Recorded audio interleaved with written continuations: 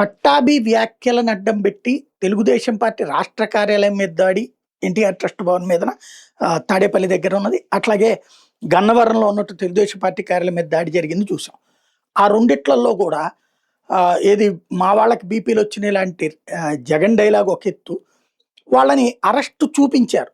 2 కేసుల్లో కూడా కొంతమంది వైసీపీ వాళ్ళని అరెస్ట్ చేసినట్టు చూపించడం, ఆ పైన స్టేషన్ బెయిల్ ఇచ్చి పంపించాడు.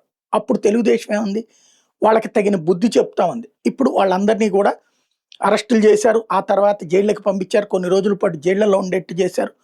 ఆ విధంగా కక్ష తీర్చుకున్నారు. ఇప్పుడు మరి అంబటి రాంబాబు ఇంటి మీదన జరిగినటువంటి దాడికి సంబంధించి పోలీసులు అంటే వాళ్ళు తప్పు చేశారని చెప్పినప్పుడు వీళ్ళు తప్పు చేయకూడదు కదా, కానీ అంబటి రాంబాబు ఇంటి మీద దాడి జరిగింది. ఆ దాడి తర్వాత ఆ నిందితులను అట్లాగే స్టేషన్ బెయిల్ ఇచ్చి పంపించేశారు. అంబటి రాంబాబు ఈ విషయం మీద అంటే చివరికి నా బిడ్డలతో సహా నన్ను నా కుటుంబాన్ని చంపడానికి, అప్పుడు ఎన్టీఆర్ ట్రస్ట్ భవన్లో చంపాలని ఎవరు అనుకో, దాన్ని ధ్వంసం చేయాలని అనుకున్నారు.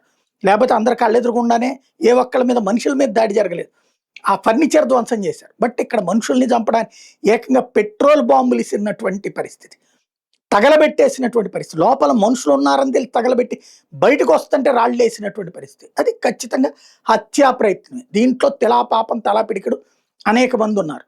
దాన్ని ఆ రూట్లో కాకుండా అదేదో సాధారణ ధర్నా టైప్లో, ఈవెన్ ఇప్పుడు సాధారణ ధర్నాలకు కూడా కేసులు పెడుతున్నారు, బట్ అక్కడ రక్షించినటువంటి పరిస్థితి. ఇప్పుడు అంబటి రాంబాబు ఒక పిలుపునిచ్చుకొచ్చారు. ఏదైతే ఈ నెల 31లోగా తన ఇంటి మీద దాడికి సంబంధించిన కేసులో సీరియస్ అరెస్టులు జరగకపోతే పాదయాత్ర చేస్తా తన ఇంటి దగ్గర నుంచి డీజీపీ ఆఫీస్ దాకా అన్నటువంటి, మేబీ ఆ రోజున పాదయాత్ర చేయకుండా అడ్డుపడటమా, లేదా ఈలోపు అంబటి రాంబాబు మీద ఏదైనా కేసులు పెట్టి బయటికి రానియకుండా చేయడమా, ఏం చేస్తారో చూడాలి.